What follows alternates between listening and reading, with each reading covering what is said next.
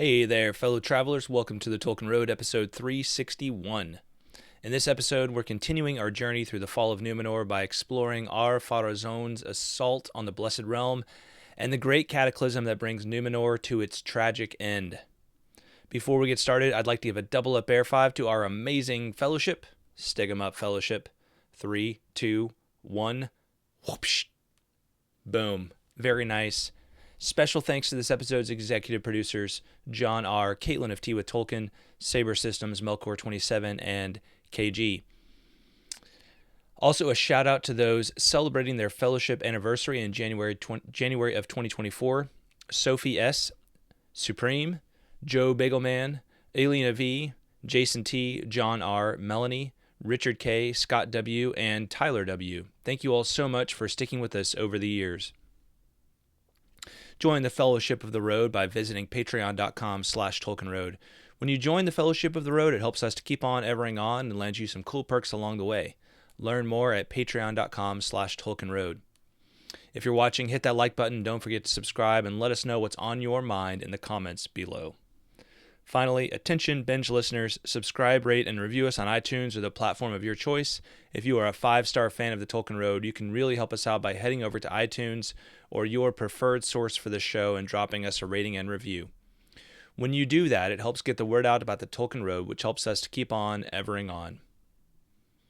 All right, well, we have come to the end of Númenor, a tragedy in the history of Middle-earth unlike no other, in which the shape of the very world is changed. Why does it happen? In a way, the 3,000-year history of Númenor answers that question, but here we will consider specifically the deception of Sauron and the despair-fueled hubris of Ar-Pharazôn.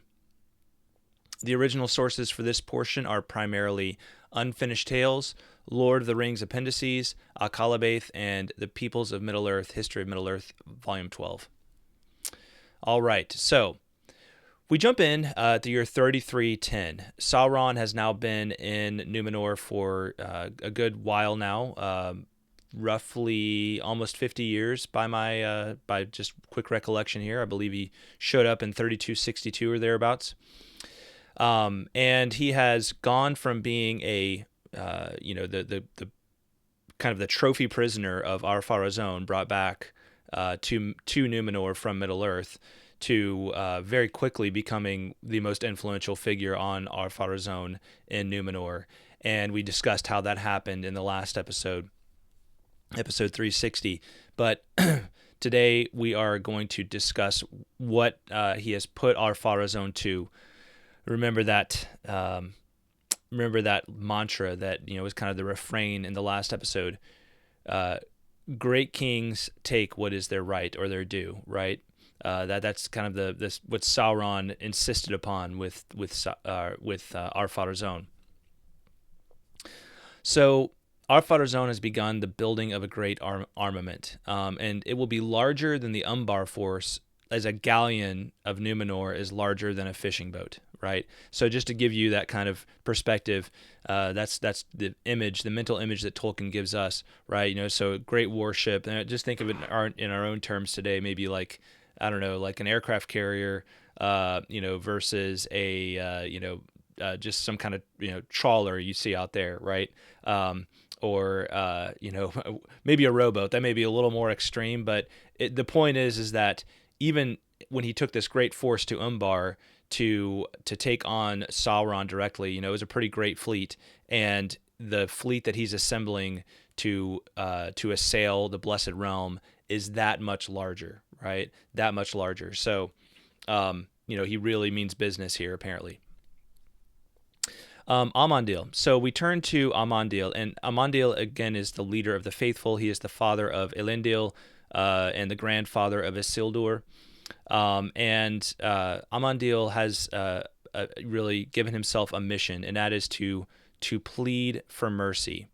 So let's read a little bit about what is going on with Amandil. He calls his son Elendil to him, and Amandil says to Elendil, "The days are dark, and there is no hope in men, for the faithful are few. Therefore I am minded to try that counsel which our forefather Eärendil took of old, to sail into the west, be there ban or no, and to speak to the Valar, even to Manwë himself, if may be, and beseech his aid ere all is lost. Would you then betray the king? Said Elendil. For you know well the charge that they make against us, that we are traitors and spies, and that until this day it has been false. If I thought that Manwë needed such a messenger, said Amandil, I would betray the king. For there is but one loyalty from which no man can be absolved in heart for any cause. But it is for mercy upon men and their deliverance from Sauron the Deceiver that I would plead, since some at least have remained faithful. And as for the ban, I will suffer in myself the penalty, lest all my people should become guilty. So, Elendil essentially said, so Amandil says he's going to journey to the Blessed Realm first before, Ar-Pharazôn can leave with his fleet and, seek to have, seek the counsel of the Valar and Manwë. And Elendil is concerned that he's actually going to betray Ar-Pharazôn because up until, up until this point, let's get a sip of water here. Up until this point, the faithful have really had this, they've wanted to, they do not want to give the appearance that they are in rebellion, right? An outright rebellion against Ar-Pharazôn since he is the king. Now, this is kind of interesting, and this is I don't know, maybe this is a problem of the good, because you think about it, and first of all, Ar-Pharazôn doesn't deserve. He's not the rightful king, right? Who is the rightful monarch at this point? It's Tar-Miriel, right? Miriel is the rightful monarch. And second of all, it's like he's already letting Sauron sacrifice other human beings, right? Other Númenóreans and people that are brought from these other lands. I mean, how evil does this guy have to be until Elendil's like, go see if you can get some help because we're dealing with a really bad dude at this point. So I'm a little like, Elendil, come on, man. Like, this is, I understand where he's coming from, but at the same time, it's like, this is not just, Ar-Pharazôn is considering doing bad things. It's like Ar-Pharazôn and Númenor are already like fully given over to evil things, right? So, like I said, I understand where Elendil has come from, but even then, Amandil says he's not going to betray the king, but he's going to, but ultimately he looks to, what his ultimate loyalty is, and that is to Ilúvatar, right? That's what he means by the loyalty from which no man can be absolved, right? It is for mercy upon men and their deliverance from Sauron the Deceiver that I would plead, since some at least have remained faithful. And as for the ban, I will suffer in myself the penalty, lest all my people should become guilty. So Amandil is going to undertake this journey for himself. He's going to suffer the penalty of violating the ban because he is going to plead for mercy. All right, so that is the goal of his journey here. He tells Elendil and sons to get ready in Romena to flee. It's don't make it too. He doesn't want them to make it too obvious, but they need to be ready to flee. And he doesn't want them to make it too obvious for fear that Ar-Pharazôn might grow suspicious and then, send his troops to arrest them and prevent them from leaving, right?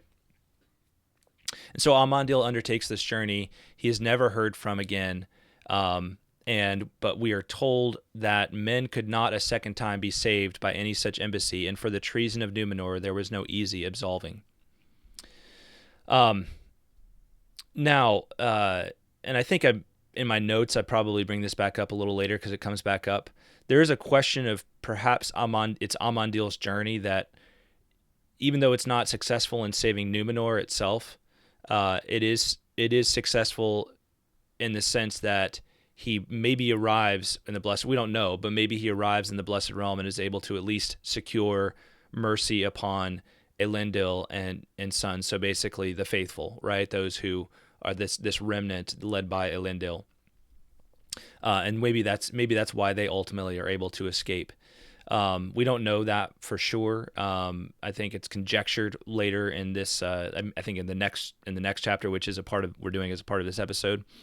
But I think that's an interesting question. Just a quick side note on Amazon's show. the Rings of Power, the more I revisit this story of the downfall, which I've read several times, at least Akalabath several times over the years. Elendil kind of, is the one we think of or tend to think of as being this figure who leads this remnant. But Amandil is a very important figure. I mean, it's clear right here. And, I'm like, why hasn't... I guess he's not going to show up at all because he didn't show up in the first season. I suppose it's possible they'll bring him in later on. But again, just so many things they didn't connect the dots on, right? Amandil has this great mission he undertakes, which is, reminiscent of the voyage of Eärendil, right? It harkens back to that voyage of Eärendil, which was one of the great moments in the First Age. And Amandil was friends with Ar-Pharazôn when they were young. So the idea that Ar-Pharazôn doesn't know who Elendil is when he shows up at court, at in season 1, is just puzzling, right? It's like, of course he would know who Elendil is, right? It's just think of your best bud from when you were a child, and maybe you lost touch or something like that, but if somebody came to you and be like, hey, my dad and you were best friends, you'd be like, oh, okay, I remember your dad. Yeah. You'd kind of have that familiarity. So just little touches that, just seem like drop balls, in a big way, for the show. Anyway. So Amandil is never heard from again. And really, we need to remember this statement here. Men could not a second time be saved by any such embassy, and for the treason of Númenor there was no easy absolving. Now, you might think to yourself, like, why? Why couldn't there be, mercy upon men again? And in a sense, like, it's kind of like we don't know.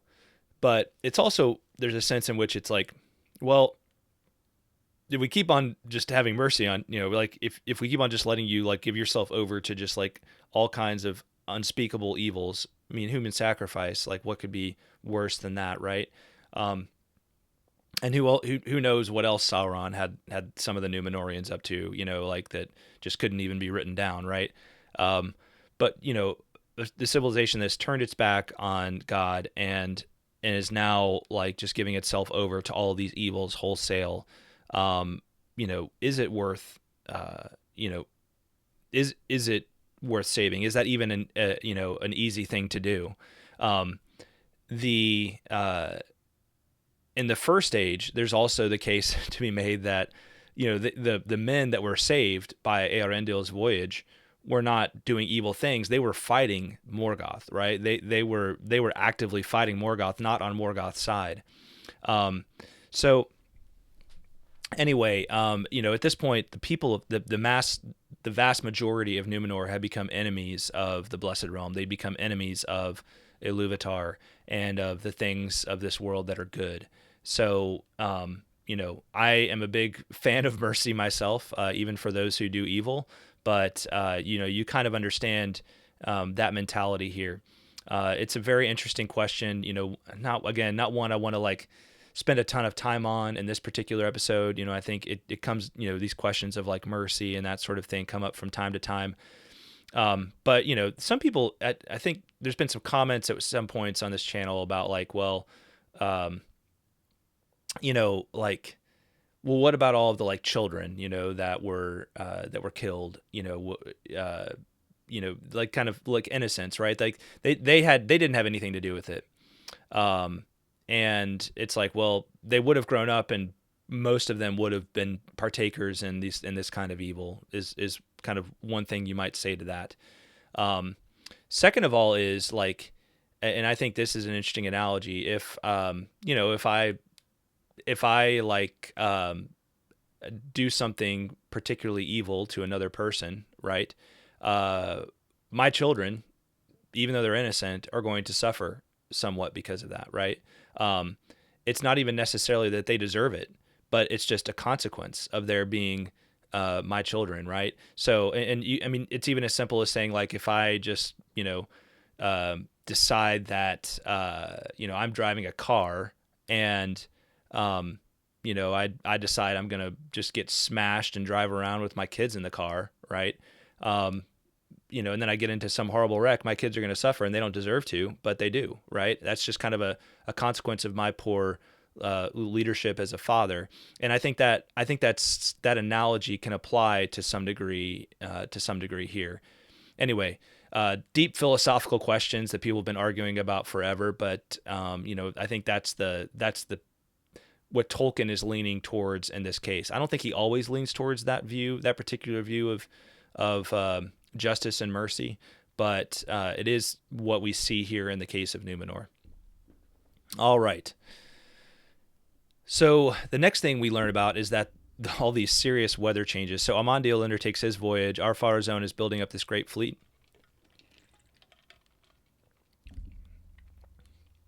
Got to wet my whistle again so I don't go any more coughing fits. Been pretty good this week on that front, so that's good news. Also got a piece of ice in my mouth now. Okay, hopefully I don't get any brain freeze. Okay, sorry for all the funny noises if you're listening on the podcast. Okay, so the weather changes. Let's talk about the weather changes. So here's what it has to say about what happens as we get closer and closer to the end of to the embarkation of Ar-Pharazôn's fleet. Now, aforetime in the Isle of Númenor, the weather was ever apt to the needs and liking of men. Rain in due season and ever in measure, and sunshine, now warmer, now cooler, and winds from the sea. And when the wind was in the west, it seemed to many that it was filled with a fragrance, fleeting but sweet, heart-stirring, as of flowers that bloom forever in undying meads and have no names on mortal shores. But all this was now changed, for the sky itself was darkened, and there were storms of rain and hail in those days, and violent winds. And ever and anon a great ship of the Númenorians would founder and return not to haven, though such a grief had not till then befallen them since the rising of the star. And out of the west there would come at times a great cloud in the evening, shaped as it were an eagle, with pinions spread to the north and the south. And slowly it would loom up, blotting out the sunset, and then uttermost night would fall upon Númenor. And some of the eagles bore lightning beneath their wings, and thunder echoed between sea and cloud. So like huge eagle clouds. Yeah, that's a little, you think they'd see the eagle clouds and they'd be like, maybe this isn't such a good idea. Anyway, the men grew afraid. Behold, the eagles of the lords of the west, they cried. The eagles of Manwë are come upon Númenor. And they fell upon their faces. Then some few would repent for a season, but others hardened their hearts. And they shook their fists at heaven, saying, The lords of the west have plotted against us. They strike first. The next blow shall be ours. These words the king himself spoke, but they were devised by Sauron. Now the lightnings increased and slew men upon the hills and in the fields and in the streets of the city, and a fiery bolt smote the dome of the temple and shore it asunder, and it was wreathed in flame. But the temple itself was unshaken, and Sauron stood there upon the pinnacle and defied the lightning and was unharmed. And in that hour men called him a god and did all that he would. When therefore the last portent came, they heeded it little, for the land shook under them, and a groaning as of thunder underground was mingled with the roaring of the sea, and smoke issued from the peak of the Meneltarma. But all the more did Ar-Pharazôn press on with his armament. I mean, first of all, you have giant eagle clouds darkening out everything. And then you have lightnings, like literally just striking people on the hills and in the fields and in the streets, right? Huge lightning storms. You have this bolt strike the dome of the temple and tear it, right? Shore it asunder, and then goes up in flames. Unfortunately, the temple itself is not destroyed, and Sauron is making himself look all cool as a result. But yeah, and then you have earthquakes, right? Just all these like crazy earthquakes and like thunder underground. And then finally, like the Meneltarma is turning into a volcano. It's like, yeah, this might not have been such a good idea. But at that point, like, what are you like? Ar-Pharazôn is hellbent, right? I mean, he's hellbent on doing this thing, and so none of this is going to stop him, and so it's not going to stop any of the people of Númenor, unfortunately. I mean, nature itself seems to be at war with Númenor, right? And certainly, given that the Valar are the powers of the world, they seem to be at war with Númenor, or trying at least to warn Númenor. Perhaps even Ilúvatar is. I mean, if the Meneltarma is going up in smoke, I would say that's a sign from Ilúvatar himself, right? That being his sacred mountain in Númenor. So, but what can you say? They are under the spell of Sauron at this point. And just remember, great kings take what is their right, right? You know, Ar-Pharazôn, you can't let yourself be swayed by all these signs. It's the Valar showing their fear of you, right? You know, you can just imagine like Sauron saying that. It's like, so will you then be fearful and turn away, or will you be a great king, right? I mean, Sauron just has Ar-Pharazôn and Númenor exactly where he wants them. All right, so in 3319, Ar-Pharazôn assails Valinor, and this is the downfall of Númenor and the escape of Elendil and his sons. So let's read a little bit about the fleet. In that time, the fleets of the Númenorians darkened the sea upon the west of the land, and they were like an archipelago of 1,000 isles. Their masts were as a forest upon the mountains, and their sails like a brooding cloud, and their banners were golden and black. So, you know, I just think of like this is just it must have been quite a sight to see. You know, just a vast fleet, like an archipelago of 1,000 isles. Just a, you know, archipelago being just kind of a big island chain, right? As of 1,000 isles, masses of forest upon the mountains. Their sails like a brooding cloud, and their banners were golden and black. So, must have looked very intimidating. And they set out for Valinor. Sauron waits in the temple and continues to sacrifice victims to Melkor. And then we get this note about the eagles coming from the west. So we had the eagle clouds before, and then it says the eagles of the lords of the west came up out of the dayfall, and they were arrayed as for battle, advancing in a line, the end of which diminished beyond sight. And as they came, their wings spread ever wider, grasping the sky. But the west burned red behind them, and they glowed beneath, as though they were lit with a flame of great anger, so that all Númenor was illumined as with a smoldering fire. And men looked upon the faces of their fellows, and it seemed to them that they were red with wrath. Now, it doesn't say anything about the eagles actually attacking these ships, and it seems like these are the actual eagles, not just a cloud, not just clouds. So it maybe again it's just almost like supposed to be a warning, right? Don't do this. We're sending actual eagles now. Please, do what's best for you. Don't do this. But Ar-Pharazôn does not let himself be intimidated. And so Ar-Pharazôn claims Aman, right? And just makes you think like, are the Valar helpless at this point? It's like quiet when he arrives. Like, it's almost like they are just letting him come in and do this thing and set foot and just unleash the fullness of his arrogance right there. It seems like they're not helpless, but they seem to be forbearing until the bitter end, at which point Manwë calls upon Iluvatar. Let's read a little bit about this. Then Manwë upon the mountain called upon Iluvatar, and for that time the Valar laid down their government of Arda. But Iluvatar showed forth his power, and he changed the fashion of the world, and a great chasm opened in the sea between Númenor and the deathless lands, and the waters flowed down into it, and the noise and smoke of the cataracts went up to heaven, and the world was shaken. And all the fleets of the Númenorians were drawn down into the abyss, and they were drowned and swallowed up forever. But Ar-Pharazôn the king and the mortal warriors that had set foot upon the land of Aman were buried under falling hills. There it is said that they lie imprisoned in the caves of the forgotten until the last battle and the day of doom. So for Ar-Pharazôn and those of the Númenorians who actually step foot in Aman, the hills fall on them, and it says they are buried. They lie imprisoned in the caves of the forgotten until the last battle and the day of doom. This was really interesting to me. This had me thinking, so does Ar-Pharazôn actually get what he wanted? Is this supposed to be a little bit of poetic justice here? Think about it, right? Ar-Pharazôn is buried, and it doesn't say he dies. It just says they lie in prison in the caves of the forgotten until the last battle and the day of doom. It's almost like they get buried in the blessed realm under these hills, and they're kept alive for the rest of the existence of Arda, right? So in a way, he achieves immortality, if that's true.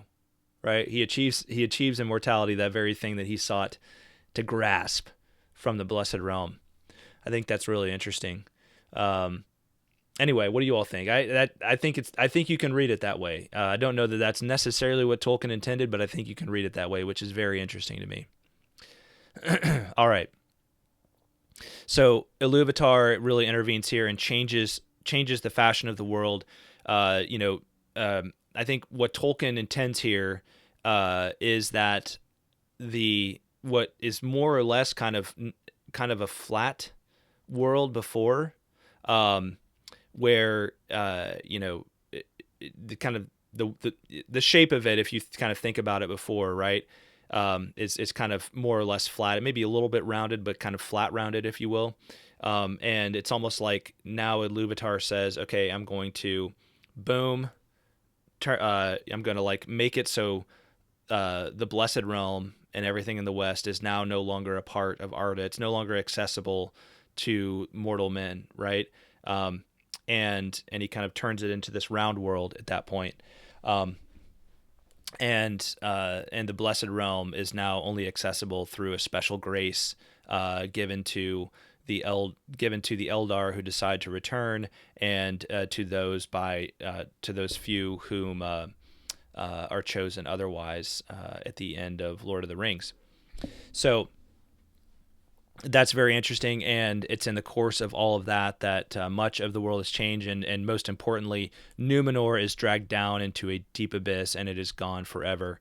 The only bit of it that actually remains in the end, and it's not actually shown on this map I'm looking at here, but there is some like some maps you'll see of Middle Earth and that sort of thing that actually show that there is maybe the very tip of the Middle-Tarma is still above water, but I don't have that on the map right here. So anyway, it's an interesting note if that's true. All right, well, let's read a little bit more about the actual destruction here of Númenor. All right. In an hour unlooked for by men, this doom befell in the 39th day since the passing of the fleets. Then suddenly fire burst from the Middle-Tarma, and there came a mighty wind and a tumult of the earth, and the sky reeled, and the hills slid, and Númenor went down into the sea, with all its children and its wives and its maidens and its ladies proud, and all its gardens and its halls and its towers, its tombs and its riches, and its jewels and its webs and its things painted and carven, and its laughter and its mirth and its music, its wisdom and its lore. They vanished forever. And last of all, the mounting wave, green and cold and plumed with foam, climbing over the land, took to its bosom Tar Miriel the queen, fairer than silver or ivory or pearls. Too late she strove to ascend the steep ways of the Middle-Tarma to the holy place, for the waters overtook her, and her cry was lost in the roaring of the wind. So Tar Miriel, it seems like maybe she's trying she like is trying to ascend the Middle-Tarma and intercede for Númenor, but she's too late. And we have this volcanic eruption of the Middle-Tarma and the destruction of Númenor. And, it's just making this point that, like, Númenor, like, is almost not just physically gone from the world, but it's almost like every trace of it is gone from the world except for what was brought with the remnant, which, of course, they're not able. I mean, we're going to find out it's a pretty small group, comparatively speaking. So much of the history, I mean, it's 3,000 years of history, of culture, all of that, right, is gone, right? It's gone with the exception of whatever Elendil and company are able to bring with them. So yes, Elendil and company are spared. Their 9 ships are taken by a great wind to Middle Earth. And so, like I said before, perhaps Amandil's journey at least saved the remnant of the faithful. And the changes to the world are many. But most importantly, Númenor is taken off the world, and Sauron gets away. Sauron gets away with it.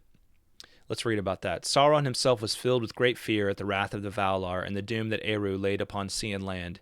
It was greater far than aught he had looked for, hoping only for the death of the Númenorians and the defeat of their proud king.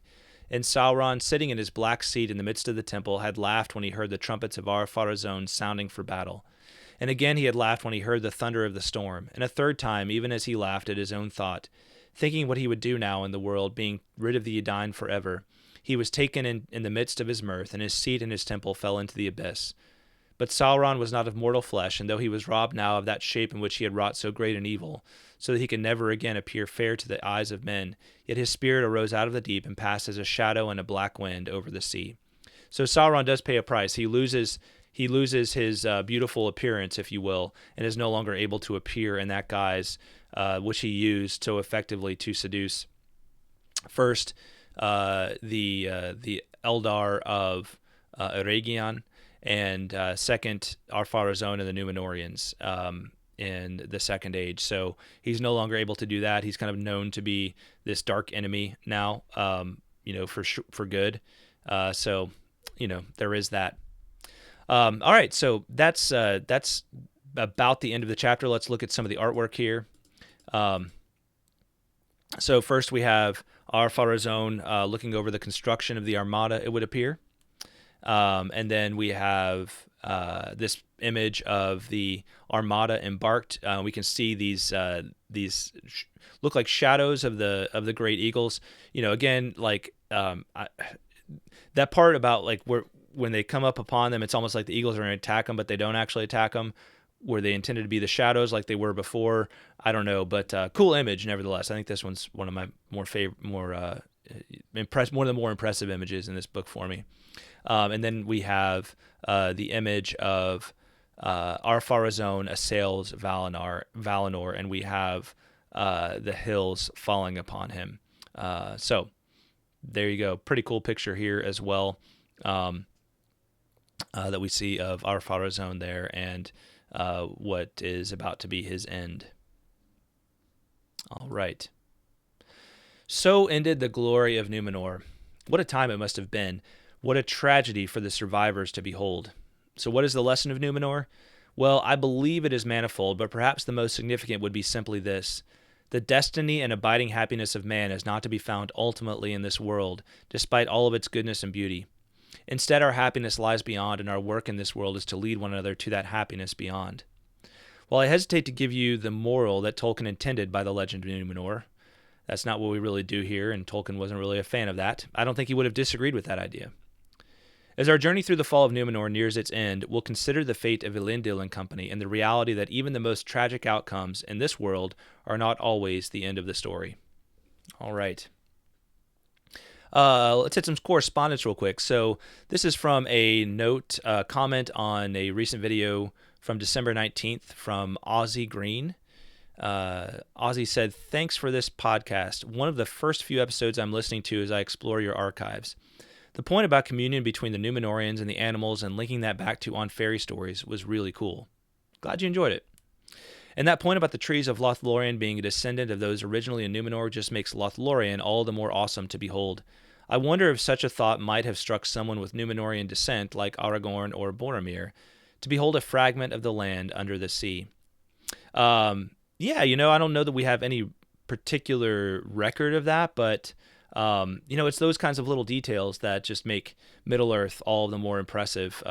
Just lend themselves to that sense of deep history and verisimilitude that Tolkien was recording something that seems so real. I'm sure there were lots of things that these 3,000 years after the destruction of Númenor, people might see, and it might remind them of certain aspects of that history. So glad you found the Tolkien Road, and thanks for listening, and hope you'll continue to comment. Great to hear from you. For everybody else, as always, keep the correspondence coming. We'll do our best to respond to you somehow and at some point.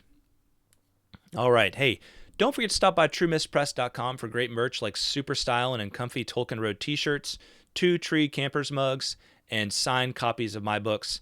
Once again, that's TrueMythsPress.com. Thanks for supporting our work with your purchase.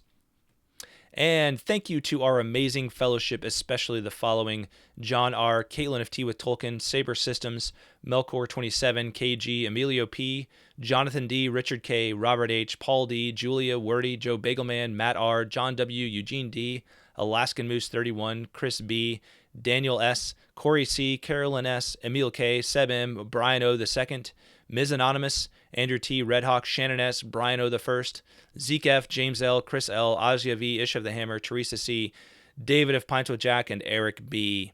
All right. Thank you so much to everybody for watching and or listening. We will talk at you next time. Bye-bye.